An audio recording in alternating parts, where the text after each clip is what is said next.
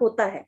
तो सबसे पहले कि हल्दी के अंदर बायोएक्टिव मॉलिक्यूल्स होते हैं, जिसके अंदर से करकुमिन निकाला जाता है, उसके अंदर करकुमिन पाया जाता है, जो अपने बॉडी के लिए बहुत ही अच्छा होता है। और most research and clinical trial के बारे मॉलिक्यूल्स के, जो हम कह सकते हैं इसको बोल सकते हैं कि ये क्लिनिकल और रिसर्च जो अगर सबसे ज्यादा अगर सप्लीमेंट के ऊपर हुआ है तो वो है करकुमिन। और इसके ऊपर इतनी बार रिसर्च हुई है कि इससे पता चला है कि कैंसर के लिए काफी अच्छा प्रोडक्ट माना जाता है करकुमिन को। अभी हल्दी के अंदर एक करकुमिनाइड कॉम्प्लेक्स पाया जाता है, जिसके अंदर से करकुमिन निकलता है। मतलब कि हम हल्दी के अंदर से डायरेक्ट करकुमिन नहीं निकाल सकते हैं। हल्दी के अंदर में सबसे पहले करकुमिनाइड होता है, जिसके अंदर 70% करकुमिन होता है। मतलब बोलचाल की भाषा में हम ऐसा भी बता सकते हैं कि 1 किलो हल्दी में, ऑर्गेनिक हल्दी में, आपको सिर्फ और सिर्फ 10 ग्राम करकुमिन निकलता है। मतलब कि अगर हम डायरेक्ट हल्दी भी खाना चाहें तो 1 किलो हल्दी खाने में शायद से हमें अकेला खाया तो 1 साल लग जाएगा। लेकिन वही हल्दी में से 10 ग्राम जब करकुमिन निकलता है तो वो आपके टैबलेट फॉर्म में या आपके कैप्सूल फॉर्म में आता है। अभी कॉम्बिनेशन विथ बायोपेरिन, इसके अंदर बायोपेरिन मिक्स है। बायोपेरिन क्या है? ब्लैक पेपर के अंदर, जैसे कि हल्दी के अंदर करकुमिन पाया जाता है, वैसे ही हमारा ब्लैक पेपर, जो हमारी काली मिर्च होती है, उसके अंदर बायोपेरिन होता है। पहले थोड़ी सर्दी खांसी हो गई, कहीं पेन हो रहा है, बॉडी पेन हो रहा है, तो हमारे दादी, हमारी माँ लोग क्या करती थी, काढ़ा बना करके ब्लैक पेपर का दे देती थी। तो वो कहीं ना कहीं हमें ज्यादा फायदा करता था। रिसर्च में पाया गया है कि जो हम करकुमिन खाते हैं, अगर उसके अंदर बायोपेरिन मिक्स है तो कम से कम 154 टाइम इसका बेनिफिट बढ़ जाता है। तो ये इतना इफेक्टिव एक करकुमिन को बनाया जाता है बायोपेरिन डाल के। अभी ये पावरफुल एंटी इन्फ्लामेटरी है। मतलब कि इन्फ्लामेशन से इसके अंदर एंटी इन्फ्लामेशन हम बोल सकते हैं। इन्फ्लामेशन क्या है? इन्फ्लामेशन एक सूजन है। मतलब बॉडी में किसी भी टाइप का अगर आपकी बॉडी में सूजन हो रहा है तो वो आप इन्फ्लामेशन के शिकार हो रहे हैं। तो थोड़ा हम इन्फ्लामेशन को जानेंगे, इन्फ्लामेशन और उससे होने वाली डिजीज को। तो वो क्या है? तो पहले बॉडी में इन्फ्लामेशन आता है, उसके बाद कहीं ना कहीं अगर हमने ध्यान नहीं दिया तो वो डिजीज के रूप में ले लेता है। मतलब अगर हमने इन्फ्लामेशन को रोक दिया तो डिजीज नहीं होगा, अगर हमने उसको क्रोनिक होने दिया तो कहीं ना कहीं हम बीमारी के शिकार हो जाते हैं। अभी इन्फ्लामेशन और डिजीज क्या मतलब ये क्यों होता है, किन बीमारियों की वजह से इन्फ्लामेशन का प्रॉब्लम हमारी बॉडी में आता है? तो पल्मोनरी डिजीज होता है, जैसे कि लंग्स इन्फेक्शन होना, लंग्स में पानी भर जाना। अभी कोविड के टाइम पे सबसे ज्यादा लंग्स प्रॉब्लम हो रहा है, फेफड़े में सूजन हो रहा है, तो उसके उसकी वजह से भी कहीं ना कहीं इन्फ्लामेशन के शिकार हम हो रहे हैं। हाइपरटेंशन, बीपी का प्रॉब्लम बढ़ रहा है, तो उसकी वजह से हो रहा है। हमारा स्ट्रेस बढ़ रहा है। कैंसर है, कैंसर जैसी बीमारियों की वजह से होता है। डायबिटीज 2 की वजह से होता है। अर्थराइटिस है। ठीक है, तो ऐसे बहुत मेनी मोर प्रॉब्लम है जिसकी वजह से इन्फ्लामेशन एंड डिजीज का प्रॉब्लम बढ़ता है।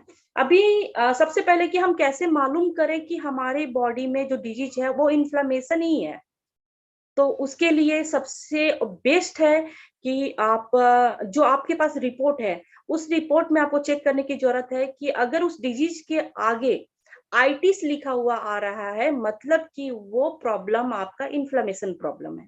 जैसे कि ब्रोंकाइटिस, अर्थराइटिस, गैस्ट्राइटिस, ऐसे बहुत सारे प्रॉब्लम है जिसके बीमारी के आगे आइटिस लिखा हुआ है, मतलब कि कहीं ना कहीं आप आज इसके शिकार हैं, इन्फ्लेमेशन के शिकार हैं। अभी इन्फ्लेमेशन हमारी बॉडी में क्यों होता है, थोड़ा सा हम इसको भी जानेंगे कि इन्फ्लेमेशन आता कहाँ से है। तो अपने बॉडी में एक छोटे छोटे सेल होते हैं, सेल से हमारा बॉडी बना हुआ है, तो उस सेल में एनएफकेबी नाम का एक तत्व पाया जाता है, एक घटक पाया जाता है, जो एक बटन की तरह होता है। वो जब एक्टिवेट हो जाता है तो इन्फ्लेमेशन बढ़ जाता है बॉडी के अंदर। और अगर हमने एनएफकेबी को डीएक्टिव कर देते हैं तो इन्फ्लेमेशन का प्रॉब्लम नहीं होता है, उससे हम बच सकते हैं। और इसका सबसे बड़ा स्रोत जो होता है वो करकुमिन होता है।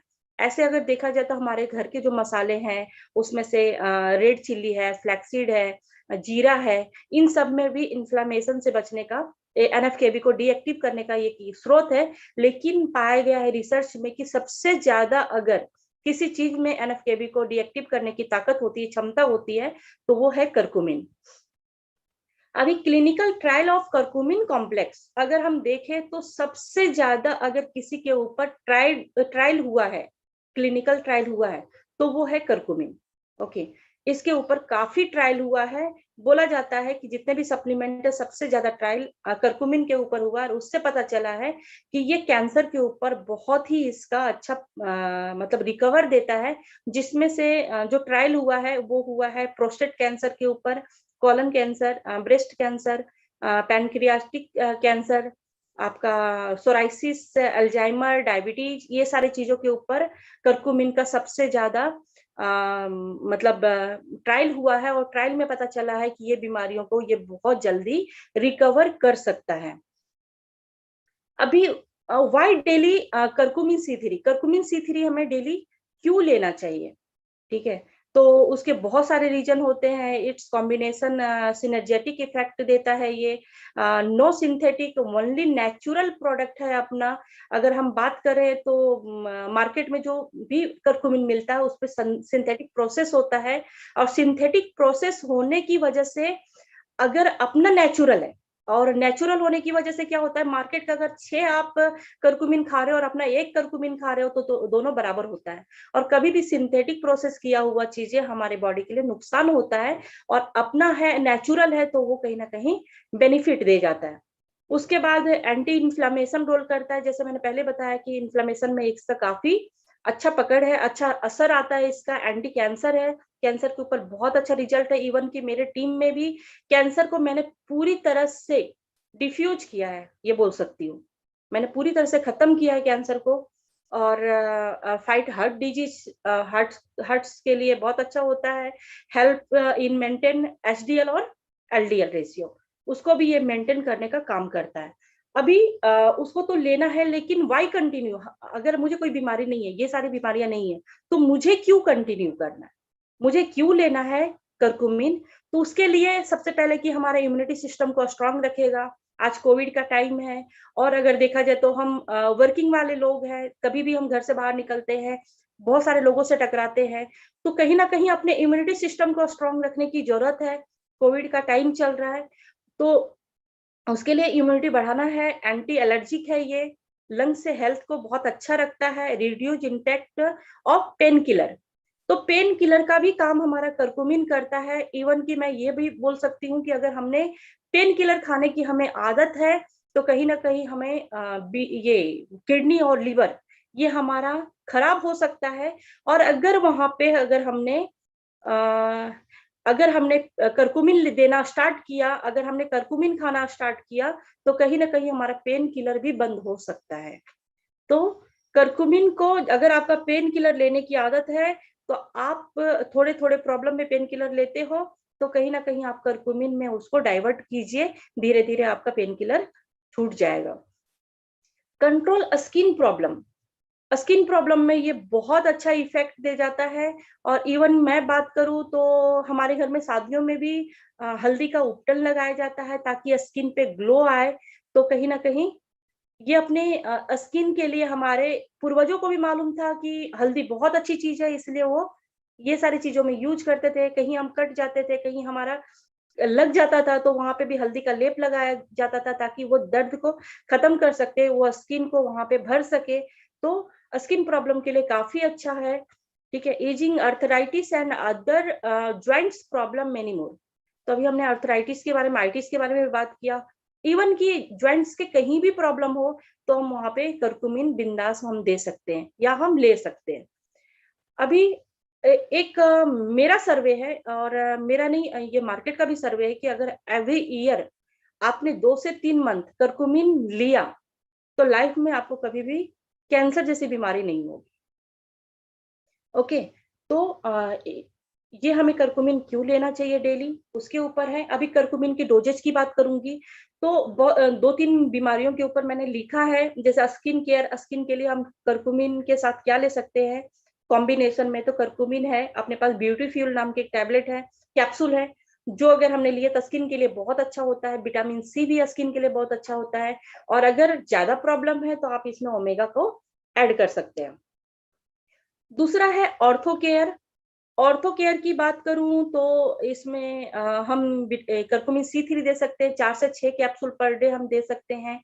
उसके साथ साथ हम ऑर्थोमेगा और ज्वाइंट जिम उनको दे सकते हैं।